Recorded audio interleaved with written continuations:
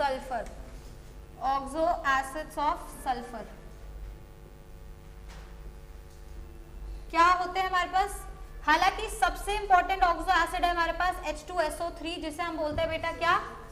Sulphurous acid. The second acid we have is H2SO4 जिसको हम लोग क्या बोलते हैं बेटा? Sulphuric acid. ये तो इन दोनों को तो हम जानते ही अच्छे से, है ना, ये दो ऑक्सो एसिड्स हैं। हालांकि और भी ऑक्सो एसिड्स है जिसको मैं लिखवा रही हूं, लेकिन पहले इन दोनों के बारे में डिस्कशन करते हैं। As we have already mention कि ऑक्सो एसिड्स की एसिडिटी किस पर डिपेंड करती है? Directly proportional to number of double bond O, inversely proportional to the OH groups. तो सल्फ्यूरस का फॉर्मूला क्या होगा? S double bond O, OH, OH and a lone pair. This is what is sulfurous is H2SO3. What is my H2SO4? H2SO4 is this. तो बेटा दोनों में OH कितने हैं? Same. Number of double bond O पे फर्क है, number of double bond O बढ़ता है तो एसिडिटी क्या होती है? बढ़ती है। तो एसिडिटी का ऑर्डर क्या होगा? Sulphuric acid will be more acidic compare to sulphurous acid. बात क्लियर हुई? नेक्स्ट, और जो ऑक्सो एसिड्स हमारे पास होते हैं वो कौन से होते हैं जरा देखिए। एक होता है हमारे पास बेटा thiosulfurous. Now what is thiosulfurous? Thio कब लगाया जाता है बेटा? थायो तब लगाया जाता है जब ऑक्सीजन की जगह किसको रिप्लेस कर दिया जाता है? सल्फर को रिप्लेस कर दिया जाता है। तो अब इस फॉर्मूले में देखिए, इस फॉर्मूले में अगर आप देखेंगे 3 O है ना अपने पास, इन 3 O में से अगर एक ऑक्सीजन को मैं सल्फर से रिप्लेस कर दूं तो मेरा स्ट्रक्चर फॉर्मूला क्या बनेगा? H2S2O2। This is what is my thiosulfurous acid, right? तो आपका ये सल्फ्यूरस का जो फॉर्मूला है, इसमें आप क्या कर सकते हैं? आपके पास 3 O है, किसी भी एक O को आप किससे रिप्लेस कर सकते हैं? S से रिप्लेस कर सकते हैं। तो अब सवाल आएगा मैम कौन से O को S से रिप्लेस करना है? OH वाले H को रिप्लेस करना है या इस डबल बॉन्ड O को रिप्लेस करना है ना? तो आप एक सिंपल सी बात सोचिए, लेट्स से मैं डबल बॉन्ड O को S से रिप्लेस कर देती हूं, ठीक? ये है OH और ये है OH, ये फॉर्मूला बना। सपोज ये वाला H तो एसिडिक है ना बेटा, तो ये H निकालती हूं अगर मैं, तो जैसे ही H निकालूंगी आप नोटिस नहीं करेंगे इस चीज के कि O के ऊपर क्या आ चुका है? Negative charge, and you will see the negative charge is in resonance here. जब ये रेजोनेट करेगा तो S के ऊपर नेगेटिव डबल बॉन्ड OH, तो अगर मैं यहाँ पे H दे दूं तो ये नहीं बन जाएगा? Isn't it like कि आपने OH वाले O को जो मतलब OH वाला जो O है उसको S से रिप्लेस कर दिया। तो एक्चुअली में अगर आप इस O को S से रिप्लेस करते हो या इस O को S से रिप्लेस करते हो, दो स्ट्रक्चर जो बनेंगे वो दोनों ही स्ट्रक्चर आपस में इंटरकन्वर्टेबल है। तो आपको सोचने की जरूरत नहीं है कि इसी O को रिप्लेस करना है या उस O को रिप्लेस करना है, आप किसी को भी रिप्लेस करो उसका रेजोनेटिंग स्ट्रक्चर दूसरा वाला बनेगा, है ना? तो इसलिए थायोसल्फ्यूरस एसिड में किसी भी O को, दैट्स योर पर्सनल चॉइस, किसी भी O को आप S से रिप्लेस कर दीजिए, जो दूसरा स्ट्रक्चर बनेगा that would be the resonating structure. Do you understand the point? The fourth one we have here is thiosulfuric acid. Now see here, thiosulfuric acid में भी हमारे पास ये स्ट्रक्चर है, इसमें से किसी भी O को मैं किससे रिप्लेस कर सकती हूँ? S से रिप्लेस कर सकती हूँ। तो मेरा स्ट्रक्चर क्या बनेगा? H2S2O3, right? Again the same issue, double bond O को रिप्लेस करे OH को, किसी को भी रिप्लेस करो, दूसरा स्ट्रक्चर ऑटोमेटिकली क्या बन जाएगा? उसका रेजोनेटिंग स्ट्रक्चर ही बनेगा। बात क्लियर हुई? Now fifth one we have is पायरोसल्फ्यूरस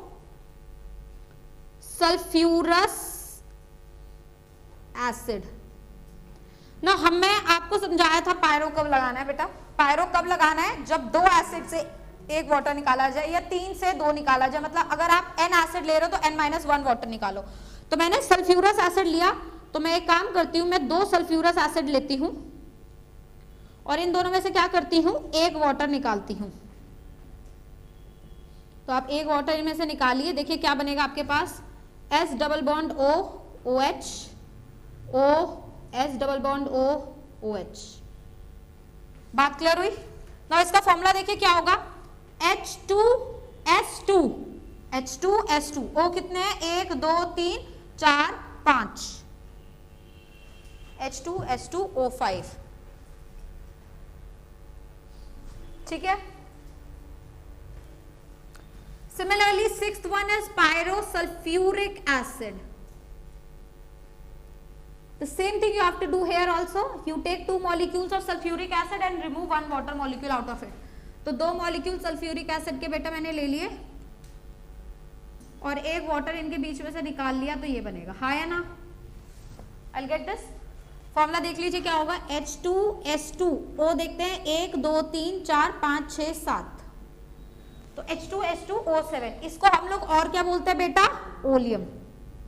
तो ओलियम का नाम क्या है एक्चुअली में, pyrosulphuric acid, it is pyro, right, ठीक। Now what is the oxidation state of sulphur in this pyrosulphuric acid? You calculate using this formula, you calculate using structure, आपको semi oxidation state मिलेगा, both the sulfurs would be in +6 oxidation state, right? The next one we have is peroxo disulfuric acid, peroxo disulfuric acid। तो अब peroxo का क्या मतलब होता है, peroxide linkage। तो 2 सल्फ्यूरिक एसिड के मॉलिक्यूल आपस में जुड़े होंगे किससे, एक पेरोक्साइड लिंकेज से, मतलब 2 सल्फ्यूरिक एसिड ही हो गया, एक सल्फ्यूरिक एसिड और दूसरे के बीच में आप बना दीजिए this linkage, this is known as a peroxide linkage. तो पेरोक्सो डाइसल्फ्यूरिक एसिड का फॉर्मूला है H2S2O8, बेटा इसको और दूसरा नाम दिया जाता है मार्शल एसिड। तो ये जो उनके नेम्स है ना, वो वाले नाम भी आपको याद रखने हैं, this is known as Marshall acid. हालांकि इस मार्शल एसिड में अगर आप इस फॉर्मूले से ऑक्सीडेशन स्टेट निकालते हैं तो आप देखिए क्या आएगा, -16 + 2 -14, सल्फर का ऑक्सीडेशन स्टेट आएगा +7, but as we have discuss कि sulphur can not show +7, highest ही उसका +6 होता है। तो this is a indication of the fact कि इसके अंदर क्या प्रेजेंट है, एक पेरोक्साइड लिंकेज प्रेजेंट है। तो हमने इन दोनों सल्फर को किससे जोड़ दिया बेटा, एक पेरोक्साइड लिंकेज से जोड़ दिया। बात क्लियर हुई? Now the 8th one is dithionic acid. Dithionic acid क्या होता है, H2S2O6, H2S2O6 is known as dithionic acid. इसका स्ट्रक्चर में SS का बॉन्ड होगा और इस तरीके से इसका फॉर्मूला होगा, dithionic acid. Now what is the oxidation state of each sulphur in dithionic acid, -2 + 2 -2 + 2 -1 + 1, तो 2 2 4 और 5 +5, each sulphur would be in +5 oxidation state. And after 8 we have the last oxo acid also which is available and that is known as peroxosulfuric acid। बेटा इसमें और जो अपन ने यहाँ नाम लिखा है peroxo disulfuric acid, इनमें क्या फर्क है, वो डाइसल्फ्यूरिक है, इसलिए 2 सल्फ्यूरिक एसिड पेरोक्साइड लिंकेज से जुड़े होंगे, या एक ही सल्फ्यूरिक के एसिड के अंदर पेरोक्साइड लिंकेज प्रेजेंट होगा, इसको बोला जाता है H2SO5 also known as Carolus acid. तो इसका स्ट्रक्चर क्या होता है, सल्फ्यूरिक एसिड में ही पेरोक्साइड लिंकेज लगा दो तो OH। Here also sulphur is in +6 oxidation state. तो सारे आपको ऑक्सो एसिड्स के स्ट्रक्चर्स, सारे ऑक्सो एसिड्स में सल्फर का ऑक्सीडेशन स्टेट हम लोगों को क्या होना चाहिए, पता होना चाहिए। बोलो बात क्लियर है ना? आप लोगों ने मोल कॉन्सेप्ट में या वैसे कभी सुना होगा परसेंटेज लेबलिंग ऑफ ओलियम, इस चीज से क्वेश्चन आ जाता है, एक परसेंटेज लेबलिंग ऑफ ओलियम और एक वो जो आप करते हैं H2O2, volume percentage, volume strength of H2O2। तो वॉल्यूम स्ट्रेंथ H2O2 की सबको आती है, वो तो आती है 11.2 इंटू पोलैरिटी, 5.6 इंटू नॉर्मैलिटी, अच्छा ये नहीं आती, ओके। तो next we are doing is that percentage labeling of oleum।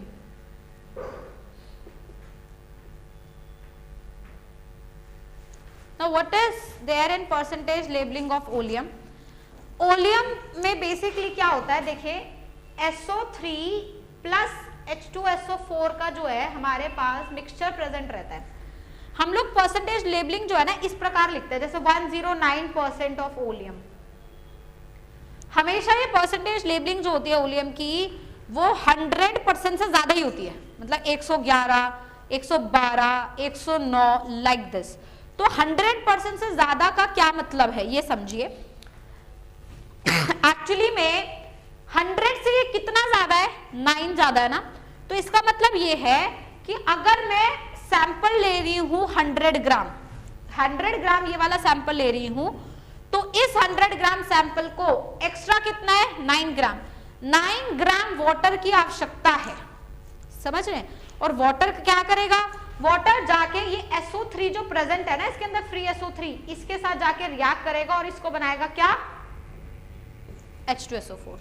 तो 109% ओलियम का ये मतलब है कि अगर मैं 100 ग्राम SO3 प्लस H2SO4 का सैंपल ले रही हूं, 100 ग्राम ये सैंपल ले रही हूं, इट रिक्वायर्स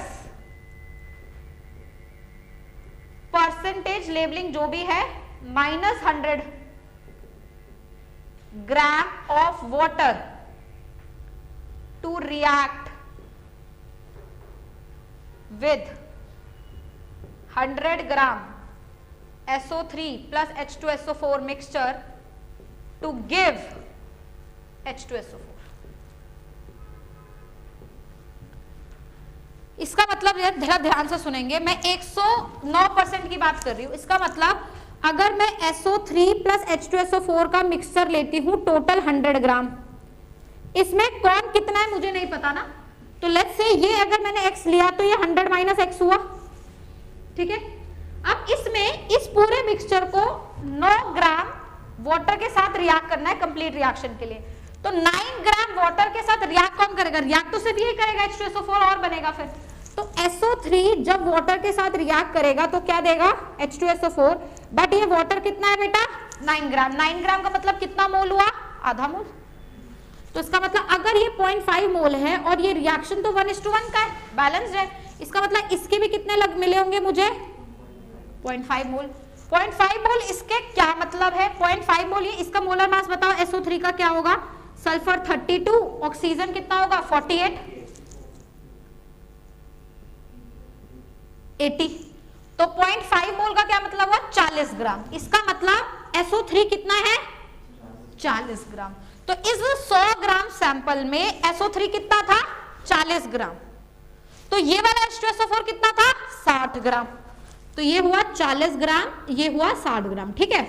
अब ये 40 ग्राम SO3 वाटर के साथ रिएक्ट कर जाएगा और H2SO4 देगा। H2SO4 भी तो 0.5 मोल ही बनेगा, 0.5 मोल मतलब 49 ग्राम, क्योंकि 98 इसका मोलर मास होता है। तो नया H2SO4 बना 49 और पुराना H2SO4 कितना है, 60। तो टोटल मास ऑफ H2SO4 कितना हुआ, 109।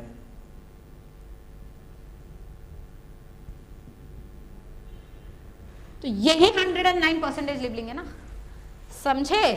तो ये इसका मतलब ये हुआ कि आप जितना भी लिख रहे हो 100 से ज्यादा परसेंटेज, उतना ग्राम वाटर रिएक्ट कर रहा है 100 ग्राम सैंपल के साथ, कंप्लीटली जितना परसेंटेज लेबलिंग लिखना है उतना ही ग्राम H2SO4 मिल रहा है। ये टोटल ग्राम H2SO4 का होता है। तो 109 ग्राम कैसे मिला, 60 ग्राम पहले से प्रेजेंट था, 49 ग्राम और बन गया जब 40 ग्राम SO3 कितने के साथ रिएक्ट करा, अपना जो है 9 ग्राम वाटर के साथ। Do you understand, this is what is my percentage labelling.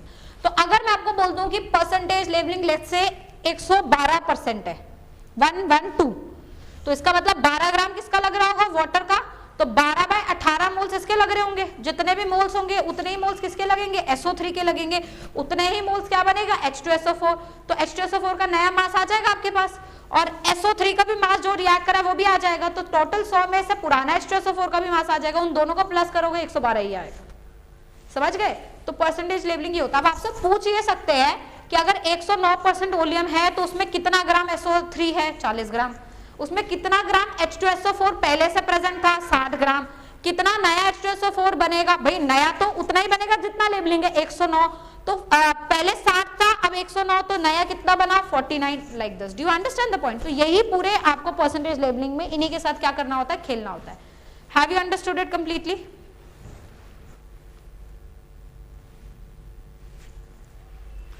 ठीक है, अब चलते हैं रिएक्शंस ऑफ सल्फ्यूरस एसिड की तरफ। Reactions of sulphurous acid H2SO3।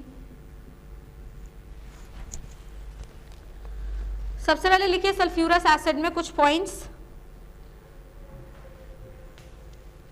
Sulphurous acid is known only in the solution,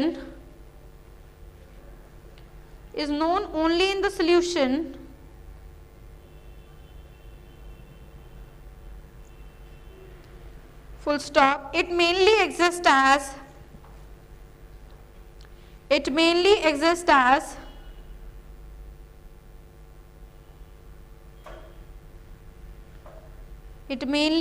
as hydrate of sulfur dioxide. Hydrate of sulfur dioxide.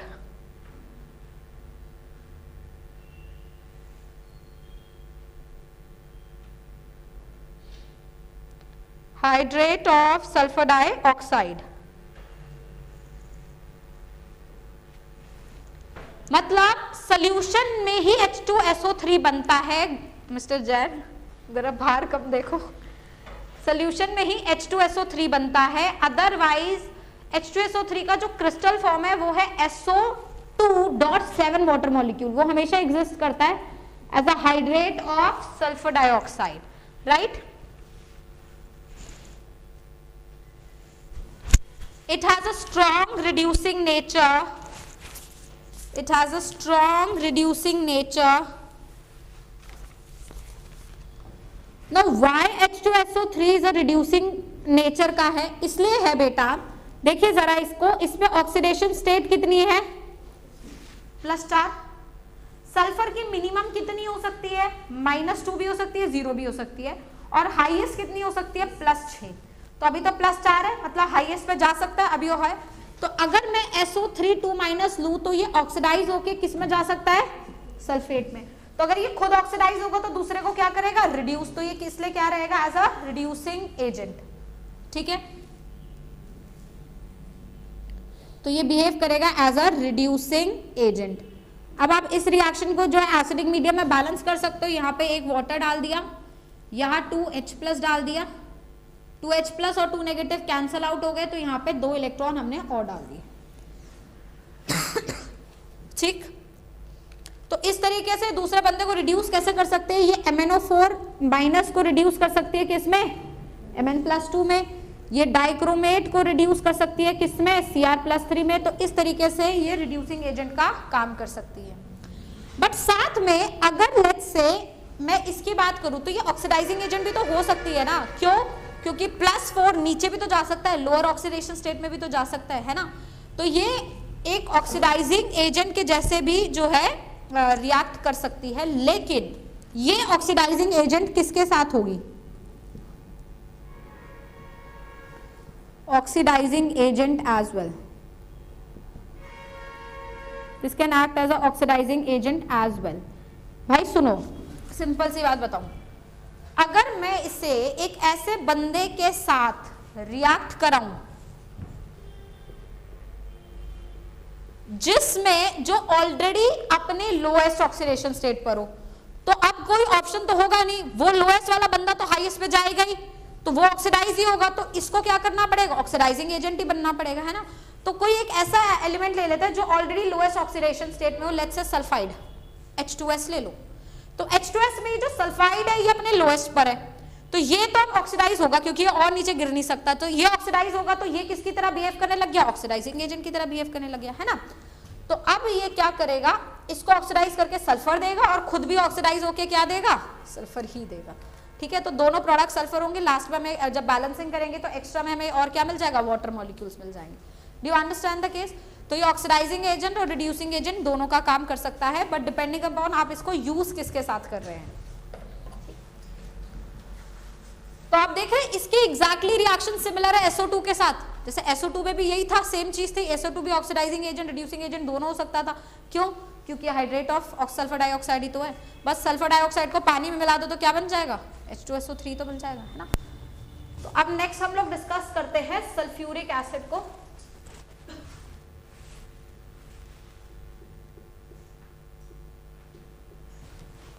This is what is my sulfuric acid is.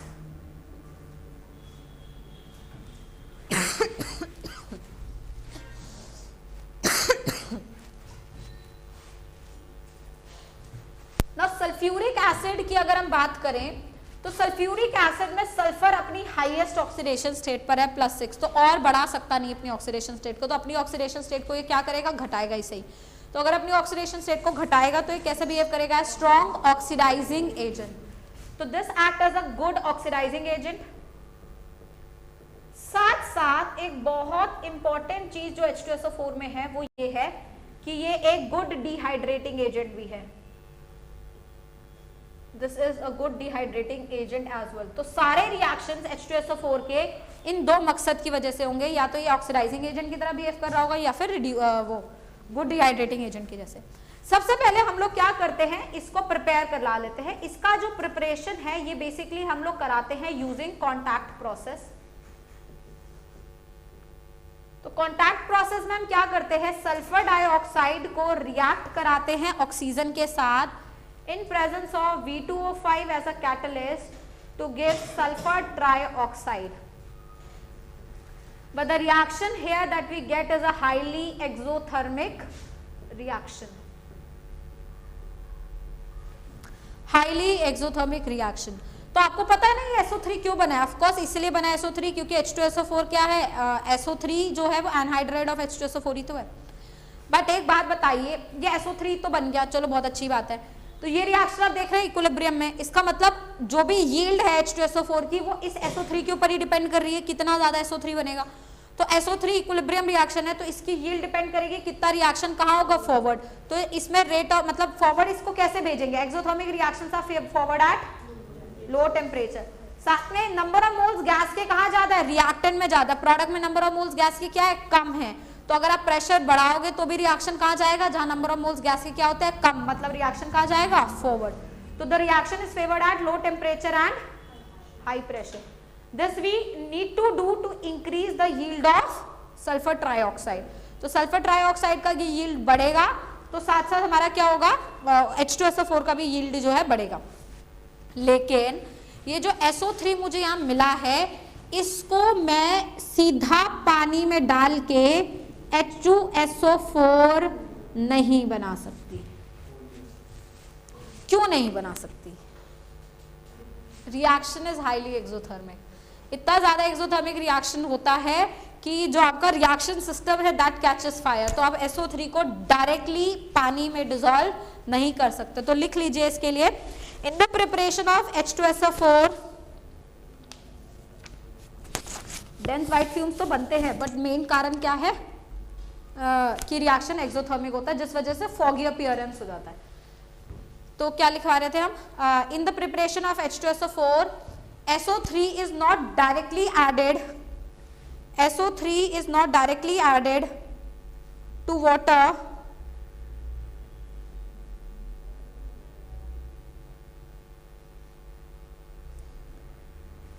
is not directly added to water as it reacts violently with the water, as it reacts violently with water,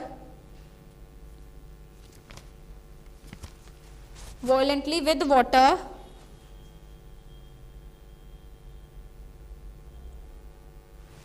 forming fog, dense white fog, dense white fog. H2SO4 is known as the king of the chemicals, chemicals का king ही कहा जाता है H2SO4 को। तो ये जो छोटी छोटी चीजें होती है ना, की points, poisonous gas, king of the chemicals, these all helps you in identifying the question। जो ABCD टाइप क्वेश्चन आता है ना उनको आइडेंटिफाई करने में मदद करता है। तो हम इसलिए ये नहीं करेंगे, तो हम क्या करेंगे, सबसे पहले इस SO3 को जो मिला है इसको H2SO4 के साथ ही ट्रीट करेंगे और बनाएंगे ओलियम। और फिर ये जो ओलियम प्रोड्यूस हुआ है इस ओलियम में क्या डालेंगे बेटा, पानी, और हम क्या मिलाएंगे फिर, नया H2SO4। ठीक है, this is what is my contact process is. यहां तक क्लियर?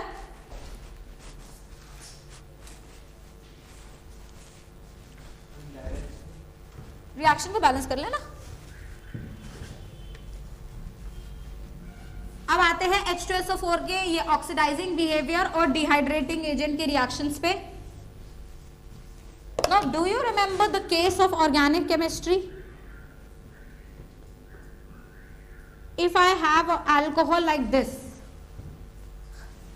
और हम इसमें H2SO4 डालें तो क्या होगा? Alkene फॉर्म होता है ना? So we get a alkene. How is this forming? H2SO4 OH is getting protonated, then HSO4 minus is acting as a base, eliminating, water is leaving and we get alkene. तो इसका मतलब ये H2SO4 का यहाँ काम क्या है? दो काम है। पहला, इस OH को प्रोटोनेट करना, इसको गुड लिविंग ग्रुप में कन्वर्ट करना, बिकॉज OH एक पुअर लिविंग ग्रुप है।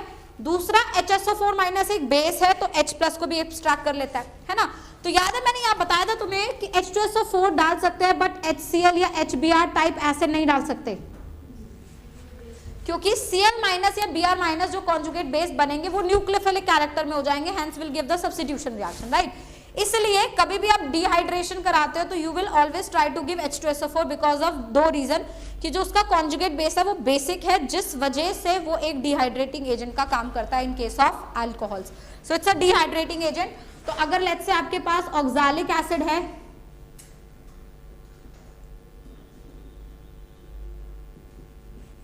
इसमें आप H2SO4 डाल दो, वो क्या करेगा? चुपचाप पानी निकाल देगा, H2O निकाल देगा, आपको मिलेगा carbon monoxide, carbon dioxide and water.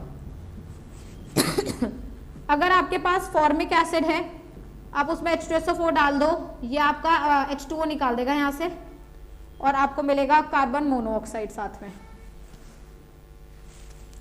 ठीक है। और सिमिलरली अगर आप ले लेते हो सुक्रोज, इसमें अगर आप H2SO4 डाल देते हैं तो ये क्या करेगा? फिर से पानी निकाल देगा, 11 वाटर एलिमिनेट हो जाएंगे और कार्बन हो जाएगा। इसको हम लोग बोलते हैं ना चारिंग ऑफ शुगर। तो अब देख रहे हैं इन सारे तरीके के रिएक्शन से ये क्या काम कर रहा है? Dehydrating agent, eliminating the water molecule, right. Now let's talk about the reactions which are in which H2SO4 act as a oxidising agent. तो ऑक्सीडाइजिंग एजेंट की तरह बिहेव करता है, इतना स्ट्रॉन्ग ऑक्सीडाइजिंग एजेंट होता है तो खुद तो सल्फेट आयन किस में कन्वर्ट हो जाता है?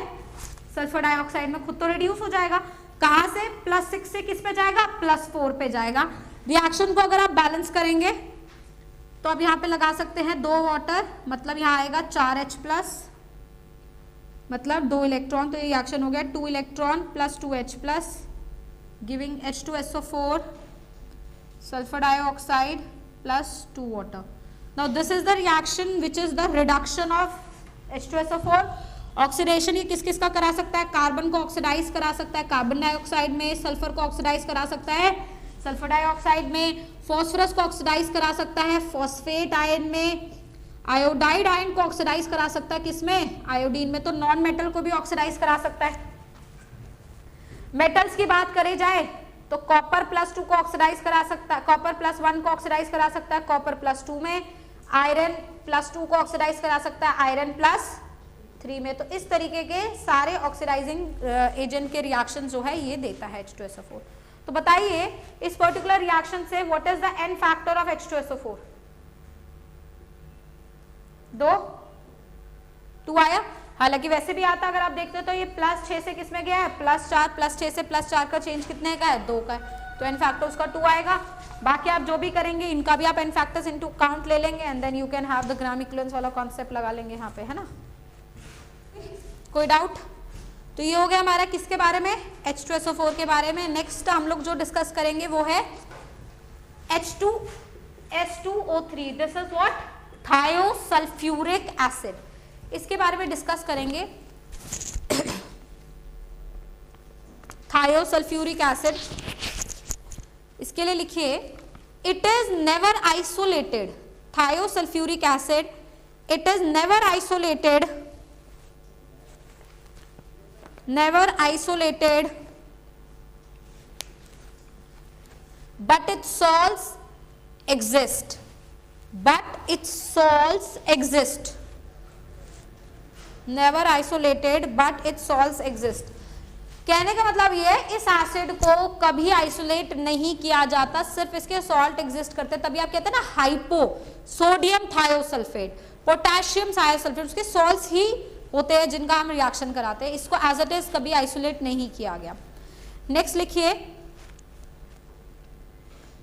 दैट अगर इसके सॉल्ट एग्जिस्ट करेंगे तो हम इसको कैसे प्रोड्यूस कराएंगे, तो जो इसका कॉमन सॉल्ट है वो है हाइपो सोल्यूशन, लिख लीजिए the common salt of thiosulphate ion is the hypo solution.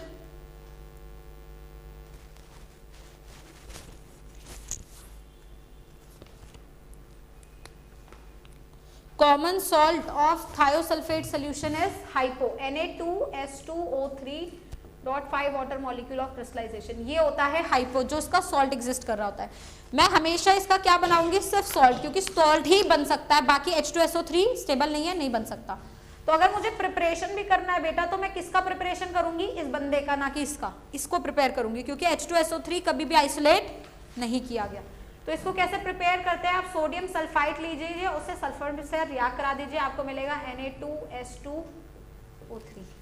तो take sodium sulphide and react with sulphur, you will get sodium thiosulphate. तो पता है अब रिएक्शन कैसे पूछा जा सकता है, देखिए how will you produce this, simply NaOH का रिएक्शन करा दो H2SO3 के साथ, एसिड और बेस का रिएक्शन सॉल्ट मिल जाएगा।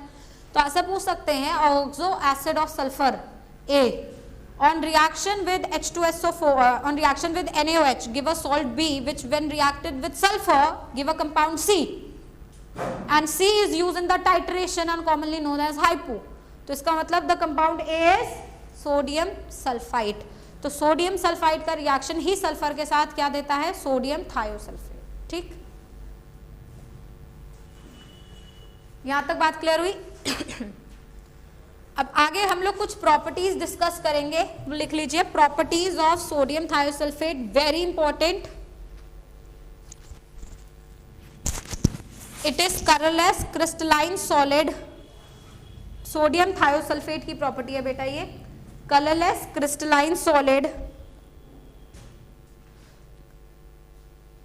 Highly soluble in water, commercially known as hypo।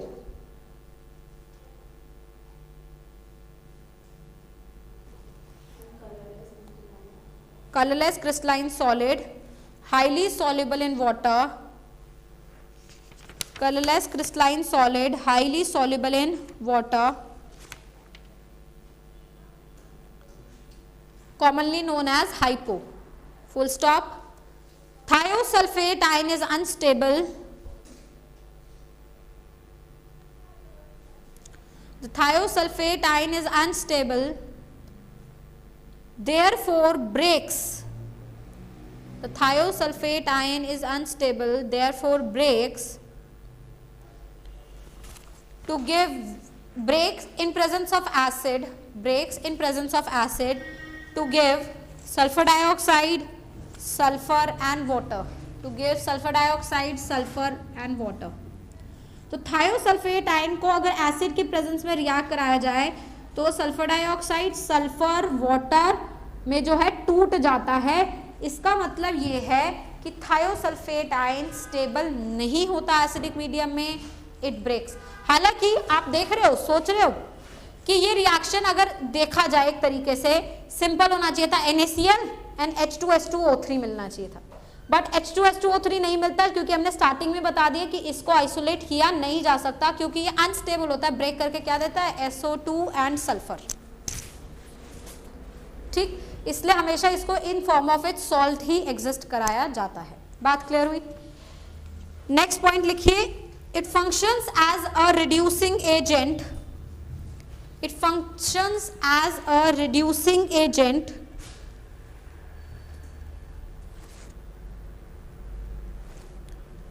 reducing chlorine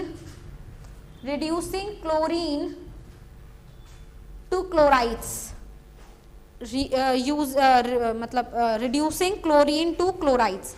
तो एक्चुअली में ये क्लोरीन से क्लोराइड बनाने में हमें क्या करता है, मदद करता है।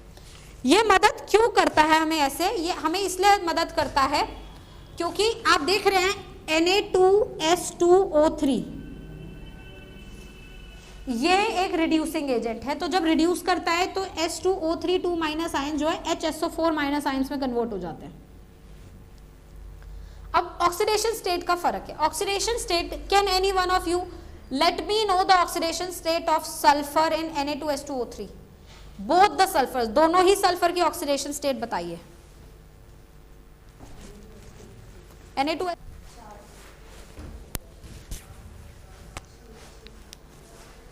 देखिए दो स्ट्रक्चर्स आपके पास है, इस स्ट्रक्चर के बेसिस पे देखते हैं तो इसको मिलेगा 0, इसको मैं तोड़ूंगी -2 + 2, अच्छा इनको भी तो तोड़ेंगे तो -1 + 1 -1 + 1, तो इस पे आया +4, इस पे आया 0, तो एवरेज देखिए कितना आया +4/2 +2 ही आया, एवरेज तो मैंने पहले ही 2 निकाला है, बट इंडिविजुअली कैसे डिवाइड हुआ +4 और 0, रुकिए ये हुआ 1 से +4 और 0, इस वाले से निकाल के देखते हैं, इस वाले से निकालो -2 + 2 -2 + 2, इससे तोड़ोगे तो 0 0, इससे तोड़ोगे तो -1 + 1, अभी कितना आया +5, और दूसरे वाले पे कितना है -1, तो +5 -1 4/2, एवरेज 2 ही आ रहा है। अब ये सही है या ये सही है? इलेक्ट्रोनेगेटिविटी ज्यादा होती है बट उस पर जगह है रखने की। Negative charge on sulfur is more stable. Why? Because it can get delocalized in its valence d orbitals. जो उसके empty d orbitals है वैलेंस शेल में, उसमें नेगेटिव चार्ज क्या हो सकता है, delocalize। तो मेरे पास ये दोनों ही ऑक्सीडेशन स्टेट एग्जिस्ट कर रही हैं, बट मोस्ट अप्रोप्रिएट कौन सी होनी चाहिए, +5 और -1, एवरेज आ रहा है +2। अब एक बात मुझे बताइए, अगर आपके पास ऑप्शन है 4 और उन ऑप्शन में से कोई भी ऑप्शन +5 और -1 को सपोर्ट नहीं कर रहा, देन योर आंसर इज +4 0, क्योंकि स्ट्रक्चर तो वो भी है ना, ऐसा तो है नहीं कि वो स्ट्रक्चर नहीं। और अगर कोई ऑप्शन +4 0 को सपोर्ट नहीं कर रहा तो +1 -1, अगर कोई ऑप्शन इन दोनों को सपोर्ट कर रहा है तो most probable +5 -1। Why? Because negative charge on the sulphur is more stable because of its valence d orbitals. Am I clear till now? हाँ, तो यहां मैं तुम्हें ये बता रही थी कि इसके ऊपर एवरेज कितने का है, +2 का आ रहा है ना, तो मैं एवरेज अगर लिखती हूं तो यहां अगर HSO4 माइनस में जाएगा तो उसके ऊपर ऑक्सीडेशन स्टेट कितना आएगा, -8 + 1 -7 + 6, है ना। तो अब देखो इसने खुद को तो ऑक्सीडाइज कर लिया और दूसरे बंदे को क्या कर दिया, रिड्यूस कर दिया, इसलिए ये जो है एक रिड्यूसिंग एजेंट का भी काम करता है। और इस रिएक्शन की मदद ली जाती है to remove excess of chlorine in the water. जब क्लोरीन पानी में खूब सारा हो जाता है तो उसको ब्लीच आउट करने के लिए हम सोडियम थायोसल्फेट डालते हैं ताकि वो क्लोरीन को क्या बना दे, chloride ion that would be soluble in water. Am I clear till now? Next reaction लिखिए थायोसल्फेट में, it also act as a milder oxidising agent. It also act as a milder oxidizing agent.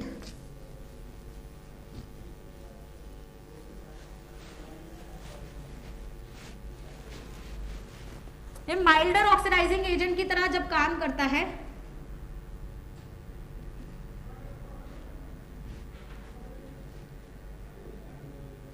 तो S2O6 H2O3 2 minus किस में जाता है, S4O6 2 minus में जाता है, साथ में ऑक्सीडाइज करता है सिर्फ आयोडाइड आयंस को, आयोडीन बना देता है। ये रिएक्शन हम लोग खूब यूज करते हैं in iodometric titration. This reaction is used in iodometric titration. How many of you know iodo और आयोडीमेट्रिक में क्या डिफरेंस है? Come in the redox class will let you know. Iodo मतलब जब आयोडीन प्रोड्यूस कराया जाए, आयोडी मतलब जब आयोडीन को यूज किया जाए, ये डिफरेंस होता है। तो आयोडोमेट्रिक है ये, क्योंकि इसमें आयोडीन क्या हो रहा है, प्रोड्यूस हो रहा है। और जब आपको याद है ये आयोडीन को हम लोग यूज करेंगे तो ये क्या कहलाएगा, आयोडीमेट्री, क्योंकि उसमें डायरेक्ट यूज है। डी आई, आयोडी जब लिखते हैं ना आयोडीमेट्री, तो इसमें डी आई का मतलब direct use, direct use of iodine.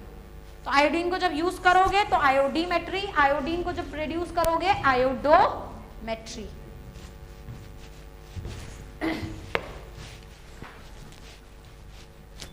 Very important, दो चीजें आपने कर ली, अब थर्ड चीज करिए, लिखिए आगे, इसका बहुत इंपॉर्टेंट यूज है थायोसल्फेट का।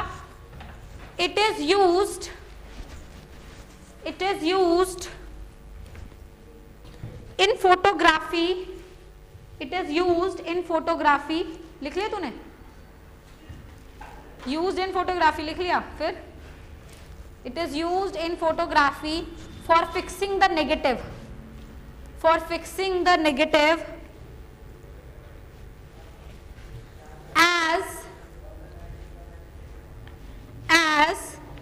it removes the unreacted light sensitive, as it removes the unreacted light sensitive silver bromide,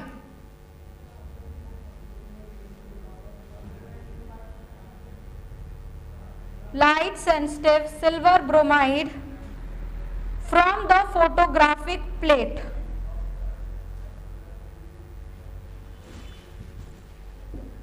To avoid reaction with further light, as it removed excess of light sensitive silver bromide from photographic plate to avoid further reaction with light.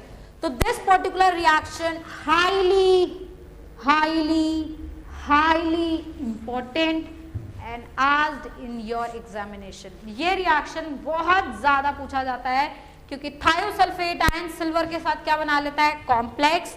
Complex काफी stable होता है, इसलिए इसे negative को fix करने के लिए हम लोग क्या करते हैं, इस्तेमाल करते हैं। बात क्लियर हुई? With this we're going to end our group 16 and take our things to the next further level of group 17 which is the halogen family. So, आगे चलते हैं हैलोजन फैमिली पे। हैलोजन फैमिली बड़ी छोटी सी क्यूट सी family है, इनमें ज्यादा कुछ दिमाग नहीं करना। जैसे जैसे आप दूर जाते रहोगे डी ब्लॉक से, आपके एक्सेप्शंस भी कम होते रहेंगे, चीजें भी आसान होती रहेंगी। तुम्हारे पास है fluorine, chlorine, bromine, iodine, astatine.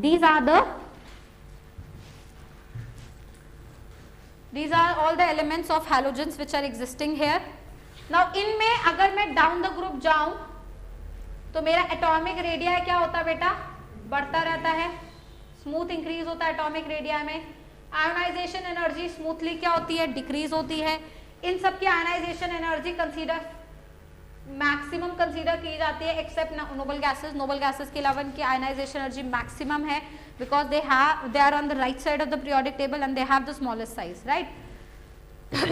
सबसे इंपॉर्टेंट, इन सब की electron negativity smoothly decreases down the group. तो fluorine being most electronegative in the periodic table, as we know we have chlorine, bromine and iodine, their electronegativity decreases. इस बार ही JEE में सवाल आया था जो हमने क्लास में सॉल्व भी किया था, that was electron gain enthalpy of halogens.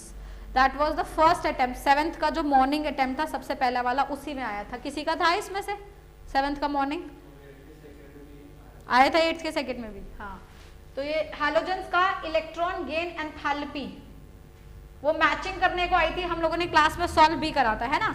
तो उससे हमें ये पता चला था कि फ्लोरीन की इलेक्ट्रॉन गेन एंथैल्पी क्या होती है, कम होती है क्लोरीन से, क्योंकि फ्लोरीन का साइज क्या है, छोटा, तो इलेक्ट्रॉन गेन करना चाहता है बट रखने की जगह नहीं है। तो इलेक्ट्रॉन गेन एंथैल्पी अगर बोली जाए तो सबसे ज्यादा किसकी होगी, क्लोरीन, फिर फ्लोरीन, फिर ब्रोमीन, आयोडीन। आप देख रहे हैं क्लोरीन सिर्फ आगे आता है, फ्लोरीन सेकंड नंबर पे आता है, जबकि 16 ग्रुप में ऑक्सीजन कहाँ गया था, लास्ट पे। Very important, don't ever forget, इससे सवाल आएगा, है ना। तो हो सकता है कि अगर अभी ये आया तो नेक्स्ट एग्जाम में क्या आ जाए, हैलोजेंस के अलावा कौन सा आ जाए, कैल्कोजेंस आ जाए, तो ये याद रखेंगे। तो ये इलेक्ट्रॉन गेन एंथैल्पी या इलेक्ट्रॉन एफिनिटी की अगर बात करें तो सबसे ज्यादा किसकी होगी, chlorine, fluorine, bromine and iodine. बात क्लियर हुई? मेल्टिंग पॉइंट भी अगर हम लोग इनका मेल्टिंग पॉइंट डिस्कस करते हैं तो फ्लोरीन, क्लोरीन, ब्रोमीन, आयोडीन में स्मूथली इंक्रीज करता जाता है, because van der Waals forces is increasing down the group, the mass is increasing, तो मेल्टिंग पॉइंट स्मूथली क्या करता रहता है बेटा, इन सबका इंक्रीज करता रहता है। सबसे इंपॉर्टेंट यहाँ पर क्या है बेटा, फ्लोरीन और क्लोरीन जो है एलिमेंटल फॉर्म में, गैस की फॉर्म में एग्जिस्ट करते हैं। ब्रोमीन जो है एग्जिस्ट करता है इन लिक्विड फॉर्म और आयोडीन बेटा एग्जिस्ट करता है in solid form. Can you explain this why? Van der Waals forces of course, क्योंकि मेल्टिंग पॉइंट बढ़ रहा है वैन डर वाल्स फोर्सेस की वजह से, और यहाँ पे भी नीचे सॉलिड स्टेट इसलिए हो रहा है because down the group van der Waals forces क्या हो रहे हैं? बढ़ रहे हैं. Van der Waals forces increases.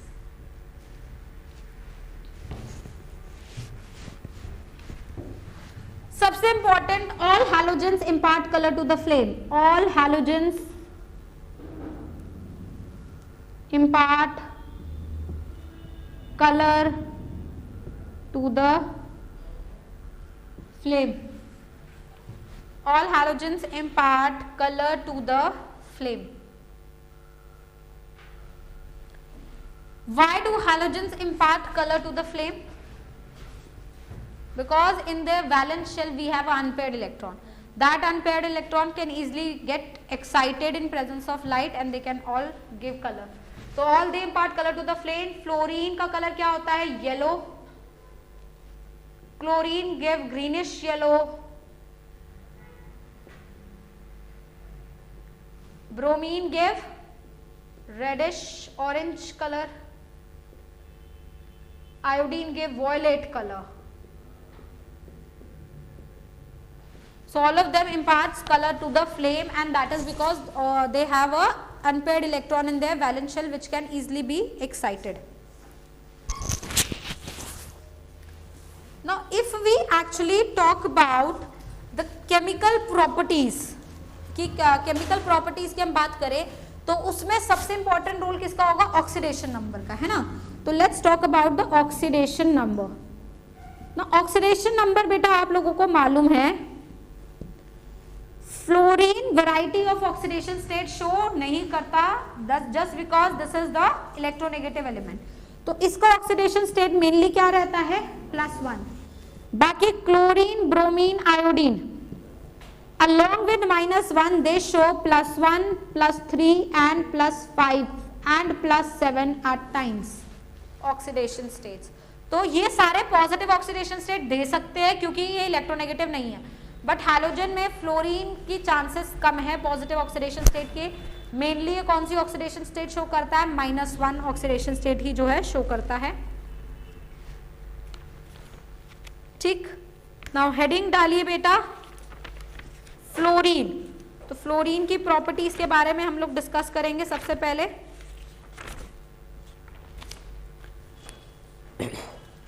Fluorine लिखिए अंदर, pale yellow gas. It's a pale yellow gas, highly poisonous and pungent order. How many of you no pungent order कैसी होती है? चोकिंग. हाँ, कौन सी? सफोकेशन, वही चोकिंग वाली. और बाकी रॉटन एग, फिशी स्मेल. सूंघिए लैब में ये सारी स्मेल्स. गुड. साइनाइड का टेस्ट किया है? कार्बाइलमीन वो नहीं किया है, घुस नहीं सकते लैब में, इतनी गंदी स्मेल आती है उसके बाद. चलिए लिखिए आगे. It has pungent odour, poisonous gas, heavier than air. Heavier than air.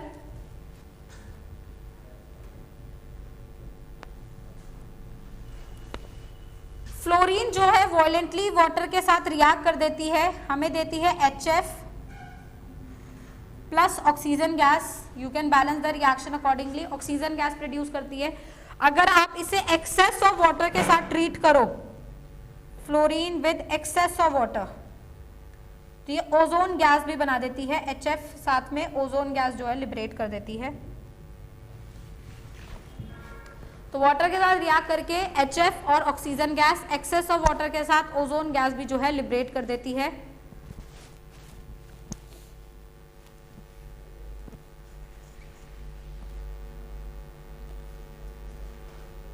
Reaction fluorine का बेस के साथ. Fluorine can react with NaOH. NaOH के साथ रिएक्शन हो सकता है फ्लोरीन का. NaOH plus fluorine will give you NaF, oxygen gas and water. Fluorine iodine compounds के साथ भी रिएक्ट कर सकती है, IF5 बनाती है. फ्लोरीन एसिड्स के साथ भी रिएक्ट करती है, जैसे HBr टाइप एसिड्स के साथ रिएक्ट करती है, HF और Br2 और BrF5। I2 के साथ भी रिएक्ट करती है HI के साथ, giving me HF I2 plus IF। ये सारे रिएक्शंस फ्लोरीन के जो है एग्जिस्ट करते हैं। और एक सबसे इंपॉर्टेंट रिएक्शन याद है ग्रुप 14 में हमने किया था SiO2 का reaction. SiO2 is silica, silica में इचिंग ऑफ ग्लास, वो किसके साथ रिएक्शन होती थी? HF के साथ होती थी। ये रिएक्शन फ्लोरीन के साथ भी हो सकती है। तो SiO2 F2 के साथ डायरेक्टली रिएक्ट कर सकता है, SiF4 बना सकता है और साथ में ऑक्सीजन गैस लिबरेट कर सकता है। तो ये कुछ इंपॉर्टेंट रिएक्शन है फ्लोरीन के जो हमें याद रखने हैं।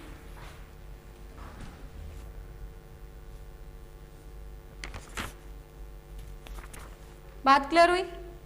नेक्स्ट लिखिए chlorine. Next is chlorine. It's a greenish yellow gas with choking and irritating smell. Greenish yellow gas with choking and irritating smell. It is 2.5 times heavier than air. 2.5 times heavier than air.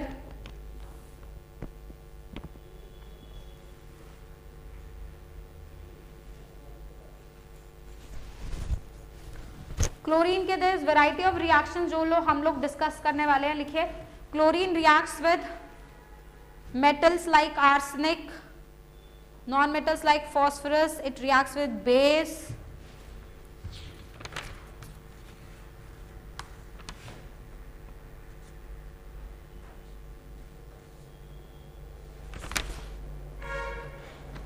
reacts with base etc. सारे reaction discuss करेंगे। सबसे पहले reaction लिखिए chlorine का with arsenic and phosphorus. Arsenic burns in presence of chlorine. Arsenic burns in presence of chlorine. Arsenic को अगर हम chlorine के साथ रिएक्ट कराते हैं तो आर्सेनिक क्लोरीन के साथ रिएक्ट करके आर्सेनिक क्लोराइड्स बनाता है। फॉस्फोरस के साथ भी वो रिएक्ट करता है, PCl3 PCl5 एक्सेस के साथ रिएक्ट करा दोगे PCl5 बन जाएगा। एंटीमनी के साथ भी क्लोरीन डायरेक्टली रिएक्ट करता है, एंटीमनी क्लोराइड बनाता है। ये सारे रिएक्शंस क्लोरीन के जो है एग्जिस्ट करते हैं।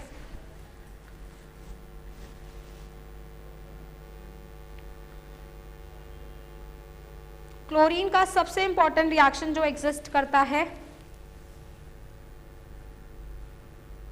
वो एग्जिस्ट करता है बेस के साथ, जो इस बार आपका क्वेश्चन आया भी गया था। If you talk about, if you remember, हम लोगों ने डिस्कस भी किया था वो रिएक्शन, पहले भी कर चुके हैं। Reaction of chlorine with base,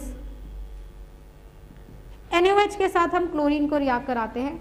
अगर आप NaOH के साथ क्लोरीन को रिएक्ट करा रहे हैं, NaOH आप कोल्ड एंड डाइल्यूटेड ले सकते हैं। तो जब कोल्ड डाइल्यूटेड NaOH लेते हैं तो क्लोरीन यहाँ पे कौन सी ऑक्सीडेशन स्टेट में बेटा? जीरो ऑक्सीडेशन स्टेट में।